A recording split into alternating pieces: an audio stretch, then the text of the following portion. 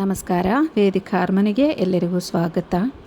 ನಾವೆಷ್ಟೋ ಸರಿ ಕಷ್ಟಪಟ್ಟರೂ ಫಲ ಸಿಗದಿರ ಹೋಗೋದಕ್ಕೆ ಒಂದು ಕಾರಣ ಅಂದರೆ ಮುಖ್ಯವಾದ ಒಂದು ಕಾರಣ ಏನು ಅಂತ ಹೇಳೋದಾದರೆ ಶತ್ರುಗಳ ಕಾಟ. ಇದು ತುಂಬ ನಮ್ಮ ಲೈಫಲ್ಲಿ ತುಂಬ ಇಂಪಾರ್ಟೆಂಟ್ ಆಗಿರುತ್ತೆ.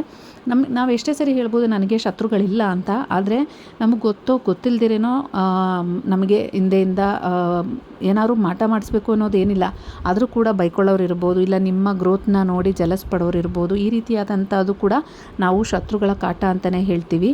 ಸೊ ಈ ಒಂದು ಏನಿದೆ ನೆಗೆಟಿವ್ ನಮ್ಮ ಲೈಫಲ್ಲಿ, ಯಾಕೆಂದರೆ ಒಂದು ಶತ್ರು ಇದ್ದರೆ ಸಾಕು, ನಮ್ಮವರೇ ನಮ್ಮ ಶತ್ರುಗಳಾಗಿರ್ತಾರೆ. ಯಾಕಂದರೆ ದೂರದಿಂದನೇ ಯಾರೋ ಮಾಡಿಸ್ಬೇಕು ಅಂತ ಏನೂ ಇಲ್ಲ, ನಮ್ಮ ಜೊತೆಯಲ್ಲಿರೋರೇ ಇರ್ತಾರೆ, ನಮ್ಮ ಏಳಿಗೆ ನೋಡೋರೇ ಇರ್ತಾರೆ, ನಮ್ಮ ಬೆಳವಣಿಗೆ ನೋಡಿ ಅವರಿಗೆ ಸಹಿಸ್ಕೊಳ್ದೆ ಆಗದೇ ಇರೋರು ಇರ್ತಾರೆ. ನಮ್ಮ ಮುಂದೆ ಚೆನ್ನಾಗಿರುತ್ತೆ, ಚೆನ್ನಾಗೇ ಮಾತಾಡ್ತಾರೆ, ಒಳ್ಳೆಯದಾಗಲಿ, ನೀವು ಹಿಂಗೆ ಮಾಡ್ತಿದ್ದೀರಾ, ತುಂಬ ಚೆನ್ನಾಗಿ ಬೆಳೀರಿ ಅಂತ ಹೇಳ್ತಾರೆ. ಆದರೆ ಒಳಗೊಳಗೆ ಹೊಟ್ಟೆ ಕಿಚ್ಚು ಪಡ್ಕೊಳ್ಳುವಂಥ ಜನ ಕೂಡ ಇರ್ತಾರೆ. ಆದರೆ ನಮಗೆ ಗೊತ್ತಾಗಲ್ಲ.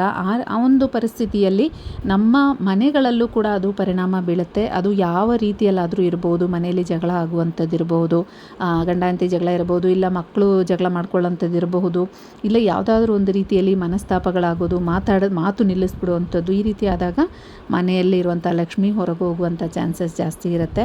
ಯಾಕೆಂದರೆ ನೆಮ್ಮದಿ ಎಲ್ಲಿರುತ್ತೆ, ಪಾಸಿಟಿವಿಟಿ ಎಲ್ಲಿರುತ್ತೆ, ಅಲ್ಲಿ ಲಕ್ಷ್ಮೀ ತಾಯಿ ಇರ್ತಾರೆ.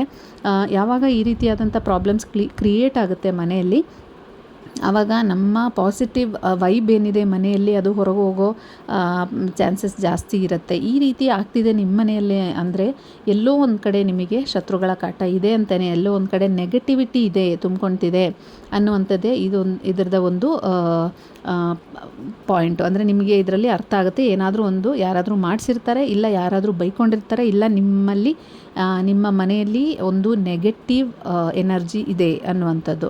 ಸೊ ಇದಕ್ಕೆ ಒಂದು ಪರಿಹಾರ ಇವತ್ತು ನಾನು ತಿಳಿಸ್ಕೊಡ್ತಾ ಇರೋವಂಥದ್ದು. ಎಷ್ಟೊಂದು ಪರಿಹಾರಗಳು ನಾನು ಇದಕ್ಕೆ ಮುಂಚೆನೂ ನಿಮಗೆ ತಿಳಿಸ್ಕೊಟ್ಟಿದ್ದೆ ಕೂಡ. ಅಕಸ್ಮಾತ್ ನಿಮಗೆ ಯಾರಾದರೂ ಶತ್ರುಗಳಿದ್ದಾರೆ ಅನ್ನೋದು ಗೊತ್ತಿಲ್ಲದಿರ ಇರಬಹುದು. ಅಂದರೆ ನನಗೆ ಯಾರೂ ಶತ್ರುನೇ ಇಲ್ಲ, ಎಲ್ಲರೂ ನನ್ನ ಜೊತೆ ತುಂಬ ಚೆನ್ನಾಗಿದ್ದಾರೆ. ಈ ಚೆನ್ನಾಗಿದ್ದಾರೆ ಅಂತೀವಲ್ಲ, ಅವರೇ ನಮ್ಮ ಶತ್ರುಗಳಾಗಿರ್ತಾರೆ. ಎಷ್ಟೊಂದು ಸರಿ ನಮಗೆ ಗೊತ್ತಾಗಲ್ಲ ಅಷ್ಟೇ. ಹಾಗಾಗಿ ನಿಮಗೆ ಯಾರಾದರೂ ಶತ್ರುಗಳು ಕರೆಕ್ಟಾಗಿ ಹೆಸರು ಗೊತ್ತಿದ್ದರೆ ಅವರ ಹೆಸರನ್ನು ಯೂಸ್ ಮಾಡಿ ನೀವು ಇದನ್ನು ಮಾಡ್ಬೋದು. ಇದು ಯಾರಿಗೂ ಎಫೆಕ್ಟ್ ಆಗುವಂಥದ್ದಲ್ಲ. ನಿಮ್ಮ ಲೈಫಿಂದ ಆ ಒಂದು ನೆಗೆಟಿವಿಟಿ ದೂರ ಆಗುತ್ತೆ. ಅವ್ರು ದೂರ ಆಗ್ತಾರೆ ಅಂತ ನಾನು ಹೇಳಲ್ಲ, ನೆಗೆಟಿವಿಟಿ ದೂರ ಆಗುತ್ತೆ. ಅಂದರೆ ಅವ್ರಿಗೆ ಆ ರೀತಿ ನಿಮ್ಮ ಮೇಲಿರುವಂಥ ಒಂದು ಕೆಟ್ಟ ಭಾವನೆ, ಅಂದರೆ ನೀವು ಬೆಳೆಯೋದು ಇಷ್ಟ ಇಲ್ಲದೆ ಇರುವಂಥ ಒಂದು ನೆಗೆಟಿವಿಟಿ ಕಂಪ್ಲೀಟಾಗಿ ರಿಮೂವ್ ಆಗುತ್ತೆ. ಒಳ್ಳೆ ರೀತಿಯಾದಂಥ ಭಾವನೆಗಳು ಅವ್ರಿಗೆ ನಿಮ್ಮ ಮೇಲಿರುತ್ತೆ. ಇಲ್ಲ ಅವ್ರೇನಾದರೂ ತಪ್ಪು ಮಾಡಿದರೂ ಕೂಡ ನಿಮ್ಮ ಹತ್ರ ಬಂದು ಸಾರಿ ಕೇಳುವಷ್ಟು ಒಂದು ಎಫೆಕ್ಟಿವ್ ಆಗಿರುವಂಥ ಒಂದು ಪರಿಹಾರ ಇದು. ಪ್ರತಿಯೊಬ್ಬರು ಮಾಡಿ ನೋಡ್ಬೋದು. ನಿಮಗೆ ಶತ್ರು ಇರಲಿ ಇಲ್ಲದೇ ಇರಲಿ, ನೀವು ಇದನ್ನು ಮಾಡೋದು ನಿಮಗೆ ಮನೆಗೆ ಪಾಸಿಟಿವ್ ಎನರ್ಜಿ ಬರೋಕ್ಕೆ ಇದು ಹೆಲ್ಪ್ ಮಾಡುತ್ತೆ ಅಂತ ಹೇಳ್ಬೋದು. ಇನ್ನು ಇದು ಯಾವ ರೀತಿ ಮಾಡಬೇಕು, ಏನೇನು ವಸ್ತುಗಳು ಇದಕ್ಕೆ ನಿಮಗೆ ಬೇಕಾಗುತ್ತೆ ಅನ್ನೋದನ್ನು ನಾನು ತಿಳಿಸ್ಕೊಡ್ತೀನಿ. ಇದನ್ನು ಮಾಡೋಕ್ಕೆ ನಿಮಗೆ ಮೇನಾಗಿ ಬೇಕಾಗಿರುವಂಥದ್ದು ಈರುಳ್ಳಿ ಏನಕ್ಕೆ ನಾನು ಹೇಳ್ತಿದ್ದೀನಿ ಅಂದರೆ, ಅದು ಬೆಳ್ಳುಳ್ಳಿ ಅಲ್ಲ, ನಾರ್ಮಲ್ ನಾವು ಏನು ಅಡುಗೆಗೆ ಯೂಸ್ ಮಾಡ್ತೀವಲ್ಲ ಆ ಈರುಳ್ಳಿ ಯೂಸ್ ಮಾಡಬೇಕಾಗುತ್ತೆ. ಅದನ್ನು ನೀವು ಸೆಲೆಕ್ಟ್ ಮಾಡಬೇಕಾದ್ರೆ ಪಿಂಕ್ ಕಲರ್ ಅಲ್ದಿರೋ ಅಂಥದ್ದು, ಅಂದರೆ ಸ್ವಲ್ಪ ಡಾರ್ಕ್ ಸ್ಕಿನ್ ಮೇಲೆ ಡಾರ್ಕ್ ರೆಡ್ ಬರೋ ಥರದ್ದು ಈರುಳ್ಳಿನ ನೋಡಿಕೊಂಡು ಸೆಲೆಕ್ಟ್ ಮಾಡ್ಕೊಳ್ಳಿ. ತುಂಬ ಹಿಂಗೆ ಕೆಲವೊಂದು ಈರುಳ್ಳಿಗಳು ಡಬಲ್ ಆಗಿರುತ್ತೆ, ಆ ರೀತಿ ತೊಗೋಬೇಡಿ. ಸಿಂಗಲ್ ಆಗಿ ಸ್ಕಿನ್ನೆಲ್ಲ ಚೆನ್ನಾಗಿರೋ ಅಂಥದ್ದನ್ನು ನೋಡಿ ಸೆಲೆಕ್ಟ್ ಮಾಡ್ಕೊಳ್ಳಿ. ಅದು ಒಂದು ಬೇಕು ನಿಮಗೆ. ಹಾಗೆ ನೈಲ್ ಮೊಳೆ ಅಂತೀವಲ್ಲ ನಾವು, ಅದನ್ನು ಒಂದು ತೊಗೋಬೇಕು. ಅದು ಹೊಸದನ್ನು ತೊಗೋಬಾರ್ದು. ನಿಮ್ಮ ಮನೆಯಲ್ಲಿ ಹಳೇದಿರುತ್ತಲ್ಲ, ರಸ್ಟ್ ಹಿಡಿದಿರೋದು, ಇಲ್ಲ ಎಲ್ಲೊಂದು ಮೂಲೆಯಲ್ಲಿ ನೀವು ಬಿಸಾಕಿರೋವಂಥದ್ದು, ಇಲ್ಲ ನೀವು ಕಲೆಕ್ಟ್ ಮಾಡಿರೋದ್ರಲ್ಲಿ ಯಾವುದಾದ್ರೂ ಒಂದು ಹಳೇದಿರುತ್ತಲ್ಲ, ಆ ರೀತಿ ಒಂದು ಮೊಳೆ ತಗೋಬೇಕಾಗುತ್ತೆ. ಹಾಗೆ ಬ್ಲ್ಯಾಕ್ ಕಲರ್ ಮಾರ್ಕರ್ ಇಲ್ಲಾಂದರೆ ಸ್ಕೆಚ್ ಪೆನ್ ಏನಾದರೂ ಇದ್ದರೆ ಅದು ನೀವು ತಗೋಬೇಕಾಗುತ್ತೆ.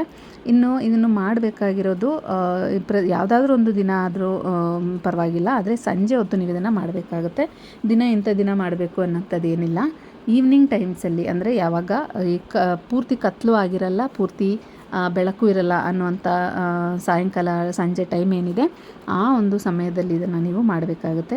ನೀವು ಮಾಡಬೇಕಾಗಿರೋದು ಇಷ್ಟೇ, ಕೈಕಾಲು ಮುಖಾಲ ತೊಳೆದು ದೇವ್ರ ಕೈ ಮುಗಿದು, ನನ್ನ ಶತ್ರು ಯಾರು ಅಂತ ನನಗೆ ಗೊತ್ತಿಲ್ಲ, ಇಲ್ಲ ನಿಮಗೆ ಗೊತ್ತಿದ್ದರೆ ಅವ್ರ ಹೆಸರು ಹೇಳ್ಬೋದು, ಈ ರೀತಿ ನನಗೆ ತೊಂದರೆ ಆಗ್ತಿದೆ, ಅವರಿಂದಾನೇ ಆಗ್ತಿದೆಯೋ ಇಲ್ವೋ ನನಗೆ ಗೊತ್ತಿಲ್ಲ, ಇದು ಯಾರಿಂದ ಆಗ್ತಿದ್ರು ಕೂಡ ಅದು ದೂರ ಆಗಿ ಅವ್ರು ನನ್ನ ಹತ್ರ ಸಾರಿ ಕೇಳಬೇಕು. ಇಲ್ಲಾಂದರೆ ಅದೇನಿದೆ ಅವ್ರ ಮನಸ್ಸಲ್ಲಿ ನನ್ನ ಮೇಲೆ ಕೆಟ್ಟ ಭಾವನೆ ಅದು ದೂರ ಆಗಬೇಕು ಅಂತ ದೇವ್ರ ಹತ್ರ ಪ್ರಾರ್ಥನೆ ಮಾಡ್ತಾ, ನಂತರ ನೀವು ಸೌತ್ ಕಡೆ ತಿರ್ಕೊಂಡು ನೀವು ಕೂತ್ಕೋಬೇಕಾಗುತ್ತೆ. ಕೂತ್ಕೊಂಡು ಎಲ್ಲಾದರೂ ನಿಮ್ಮ ಮನೇಲಿ ಒಂದು ಜಾಗ ಇದ್ದರೆ ಅಲ್ಲಿ ಕೂತ್ಕೊಳ್ಳಿ. ನಂತರ ಈ ನೈಲ್ ಮೇಲ್ಗಡೆ ನಾನು ಸ್ಕ್ರೀನ್ ಮೇಲೆ ತೋರಿಸಿದ್ದೀನಿ ಆ ರೀತಿ ಶತ್ರು ಅಂತ ಬರೀಬೇಕಾಗುತ್ತೆ. ಏನಕ್ಕೆ ಶತ್ರು ಬರೀತೀರ ಅಂದರೆ ನಿಮಗೆ ಅವ್ರ ಹೆಸರು ಗೊತ್ತಿಲ್ಲ ಅಂದರೆ ಶತ್ರು ಅಂತ ಬರೀಬೇಕಾಗುತ್ತೆ. ನಿಮಗೆ ಅವರ ಹೆಸರು ಗೊತ್ತಿದೆ ಅನ್ನೋದಾದರೆ, ಆದರೆ ಫ್ರೆಂಡ್ಸ್ ಇದ್ದ ತುಂಬ ಜನ ಇದ್ದಾರೆ ಅಂದರೆ ಶತ್ರುಗಳು ಅಂತ ಬರೀರಿ, ಇಲ್ಲ ಒಬ್ಬರೇ ಶತ್ರು ಇದ್ದಾರೆ ಅಂದರೆ ಶತ್ರು ಅಂತ ಬರೀರಿ, ಇಲ್ಲ ನಿಮ್ಗೆ ಅವ್ರ ಹೆಸರು ಗೊತ್ತು ಅನ್ನೋದಾದರೆ ಅವರ ಹೆಸರನ್ನು ಈ ಈರುಳ್ಳಿ ಮೇಲೆ ನೀಟಾಗಿ ಬರುವಂಥ ರೀತಿಯಲ್ಲಿ ನೀವು ಬರಿಬೇಕಾಗುತ್ತೆ. ಹೆಸರನ್ನು ಈ ಬ್ಲ್ಯಾಕ್ ಮಾರ್ಕರಲ್ಲಿ ಬರಿಬೇಕಾಗುತ್ತೆ. ನಂತರ ಕೆಳಗಡೆ ಇಂಟು ಮಾರ್ಕ್ ಹಾಕಬೇಕಾಗತ್ತೆ. ಅದನ್ನು ನಾನು ಸ್ಕ್ರೀನ್ ಮೇಲೆ ಕೊಟ್ಟಿದ್ದೀನಲ್ಲ ಆ ರೀತಿ ಕೆಳಗಡೆ ಇಂಟು ಮಾರ್ಕನ್ನು ಹಾಕಿ, ನಂತರ ನಾನು ಏನು ಮಂತ್ರವನ್ನು ಸ್ಕ್ರೀನ್ ಮೇಲೆ ಕೊಟ್ಟಿದ್ದೀನಲ್ಲ ಆ ಮಂತ್ರವನ್ನು ನೀವು 11 ಬಾರಿ ಹೇಳಬೇಕಾಗುತ್ತೆ. 11 ಬಾರಿ ಈ ಮಂತ್ರ ಈ ರೀತಿ ಇದೆ. ಓಂ ಕ್ರೀಂ ಕ್ರೀಂ ಶತ್ರುನಾಶಾಯ ಕ್ರೀಂ ಫಟ್ ಸ್ವಾಹ. ಈ ರೀತಿ ಇದೆ ಈ ಒಂದು ಮಂತ್ರ. ಈ ಮಂತ್ರವನ್ನು ನೀವು 11 ಬಾರಿ ಹೇಳಿ, ನಂತರ ಹೇಳುವಂಥ ಸಮಯದಲ್ಲಿ ಈ ಮೊಳೆ ಏನಿದೆ ಅದನ್ನು ಶತ್ರು ಅಂತ ಬರೆದಿದ್ದೀರಲ್ಲ ಅದ್ರ ಮೇಲ್ಗಡೆ ನೀವು ಕೈಯಿಂದ ಪ್ರೆಸ್ ಮಾಡಿ ಒಳಗಡೆ ಕಳಿಸ್ಬೇಕಾಗತ್ತೆ. ಈ ಮಂತ್ರ ಹೇಳ್ತಾನೆ ನೀವು ಇದನ್ನು ಮಾಡಬೇಕಾಗುತ್ತೆ. ಕೈಯಿಂದ ಜೋರಾಗಿ ಪ್ರೆಸ್ ಮಾಡಿ ಫುಲ್ಲು ಈರುಳ್ಳಿ ಒಳಗಡೆಗೆ ಆಣಿ ಹೋಗೋ ರೀತಿಯಲ್ಲಿ ನೀವು ಪ್ರೆಸ್ ಮಾಡಬೇಕಾಗತ್ತೆ. ಮಂತ್ರ ಕಂಪ್ಲೀಟ್ ಮಾಡಿ 11 ಟೈಮ್ಸು ಕಂಪ್ಲೀಟಾಗಿ ಹೇಳಿ. ನಂತರ ನೀವು ಇದು ಯಾರೂ ಓಡಾಡಿಲ್ದಿರೋಂಥ ಜಾಗ ಅಂದರೆ ಜನಗಳು ಓಡಾಡ್ದಿರೋಂಥ ಯಾರೂ ತುಳಿಬಾರ್ದು, ಬೇರೆಯವ್ರಿಗೆ ಎಫೆಕ್ಟ್ ಆಗುವಂಥ ರೀತಿಯಲ್ಲಿ ನಾವೇನು ಮಾಡಬಾರ್ದು. ಹಾಗಾಗಿ ಎಲ್ಲಾದರೂ ಒಂದು ಕಸದಲ್ಲಿ ಹಾಕಬೇಡಿ.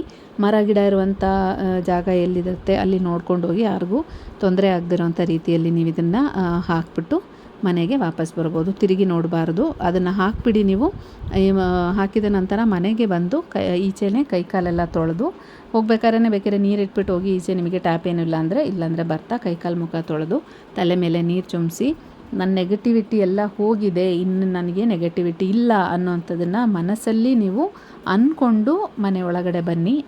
ಎಲ್ಲ ನಿಮ್ಮದು ಏನು ಪ್ರಾಬ್ಲಮ್ಸ್ ಇದೆ, ಏನು ನೆಗೆಟಿವಿಟಿ ಇತ್ತು ಇದೆಲ್ಲ ದೂರ ಆಗುತ್ತೆ. ಹಾಗೆ ಮನೆಯಲ್ಲಿ ಒಂದು ಪಾಸಿಟಿವ್ ಎನರ್ಜಿ ನಿಮಗೆ ಅದು ಫೀಲ್ ಆಗುತ್ತೆ. ನೀವು ಇದು ಮಾಡಿ ಮುಗಿದು ಮನೆಗೆ ಬರಬೇಕಾದ್ರೇ ನಿಮಗೆ ಅನಿಸುತ್ತೆ ಎಲ್ಲ ನೆಗೆಟಿವಿಟಿ ಅದರ ಜೊತೆಯಲ್ಲಿ ಒಟ್ಟೋಗಿದೆ, ನಿಮಗಿನ್ನ ಪಾಸಿಟಿವ್ ಎನರ್ಜಿ ಮಾತ್ರ ಇದೆ ಮನೆಯಲ್ಲಿ ಅನ್ನುವಂಥ ಒಂದು ವೈಬ್ ನಿಮಗೆ ಫೀಲ್ ಆಗುತ್ತೆ. ದೇವ್ರ ಹತ್ರ ಕೈ ಮುಗಿದ್ಬಿಟ್ಟು ಏನಿದೆ ದೇವ್ರ ಮೇಲೆ ಭಾರ ಹಾಕೋತಾರ ದೇವ್ರ ಮೇಲೆ ಕೈ ಮುಗಿದ್ಬಿಟ್ಟು ಆವತ್ತಿನ ನಿಮ್ಮದು ಏನು ಪರಿಹಾರ ನೀವು ಮಾಡಿದ್ದೀರ ಅದು ಸಂಪೂರ್ಣ ಆಗುತ್ತೆ, ಅಂದರೆ ಕಂಪ್ಲೀಟ್ ಆಗುತ್ತೆ. ಹಾಗೆ ಈ ಒಂದು ಪರಿಹಾರ ನೀವು ಇನ್ನೂ ಇನ್ನು ಯಾವಾಗಾದರೂ ಮಾಡಬೇಕನ್ಸಿದ್ರು ಕೂಡ ನೀವು ರಿಪೀಟ್ ಮಾಡ್ಬೋದು. ಆದರೆ ಒಂದು ಸರಿ ಮಾಡಿದರೆ ನಿಮಗೆ ಒಳ್ಳೆ ರಿಸಲ್ಟ್ ಸಿಗುತ್ತೆ. ಸ್ವಲ್ಪ ದಿನ ಆಗಿದ ತಕ್ಷಣ ನಿಮಗೆ ಅದು ಗೊತ್ತಾಗ್ತಾ ಇರುತ್ತೆ. ನಿಮ್ಮ ಶತ್ರು ಯಾರಿದ್ರೂ ಕೂಡ ಬೇಕಾದ್ರೆ ಅವ್ರು ಬಂದು ಹಿಂಗಾಯಿತು, ಇಲ್ಲ ಯಾರಿಂದನೋ ನಾನು ನಿಮಗೆ ಹಿಂಗೆ ಮಾಡಿದೆ ಅನ್ನೋದನ್ನು ನಿಮ್ಮ ಹತ್ರನೇ ಬಂದು ಹೇಳುವಂಥ ಒಂದು ಸಿಚುವೇಶನ್ ಕೂಡ ಕ್ರಿಯೇಟ್ ಆಗುತ್ತೆ. ನಿಮಗೆ ಆಟೋಮೆಟಿಕ್ಕಾಗಿ ಗೊತ್ತಾಗುತ್ತೆ. ಹಾಗಾಗಿ ಈ ಒಂದು ಪರಿಹಾರ ನಿಮಗೇನಾದರೂ ಆ ಥರ ಫೀಲ್ ಇದ್ದರೆ, ಶತ್ರು ಇದ್ದಾರೆ ಅನ್ನೋವಂಥ ಫೀಲ್ ಇದ್ದರೆ, ಇಲ್ಲ ನಿಮಗೇನೋ ಒಂದು ನೆಗೆಟಿವಿಟಿ ಇದೆ ಅನ್ನೋವಂಥ ಫೀಲ್ ಇದ್ದರೆ ಕೂಡ, ನಿಮಗೆ ಶತ್ರುಗಳಿಲ್ಲ ಅಂದರೂ ಕೂಡ ನಿಮ್ಮ ಮನೇಲಿ ಒಂದು ನೆಗೆಟಿವ್ ಫೀಲ್ ಇದೆ ಅನ್ನೋದಿದ್ದರೆ ಕೂಡ ನೀವು ಈ ಒಂದು ಪರಿಹಾರ ಮಾಡೋದ್ರಿಂದ ಒಳ್ಳೆ ರಿಸಲ್ಟ್ ಸಿಗುತ್ತೆ ನಿಮಗೆ. ಹಾಗೆ ಪಾಸಿಟಿವ್ ಎನರ್ಜಿ ಮನೆಯಲ್ಲಿ ಬರುತ್ತೆ. ಏನೇ ಒಂದು ಪ್ರಾಬ್ಲಮ್ಸ್ ಇದ್ದರೂ ಕೂಡ ಅದೆಲ್ಲ ಆಟೋಮೆಟಿಕ್ಕಾಗಿ ಸಾಲ್ವ್ ಆಗೋಕ್ಕೆ ಸ್ಟಾರ್ಟ್ ಆಗುತ್ತೆ. ಹಾಗಾಗಿ ಈ ಒಂದು ಪರಿಹಾರನ ಎಲ್ಲರೂ ಮಾಡಿ ನೋಡಿ, ಎಲ್ರಿಗೂ ಒಳ್ಳೆಯದಾಗುತ್ತೆ ಅಂತ ಪ್ರಾರ್ಥನೆ ಮಾಡ್ತಾ, ಈ ವಿಡಿಯೋ ನಿಮಗೆ ಇಷ್ಟ ಆಗಿದ್ದಲ್ಲಿ ನನ್ನ ಚಾನಲನ್ನು ಸಬ್ಸ್ಕ್ರೈಬ್ ಮಾಡಿ. ಹಾಗೆ ಮುಂದಿನ ವಿಡಿಯೋದಲ್ಲಿ ಸಿಗೋವರೆಗೂ ನಮಸ್ಕಾರ.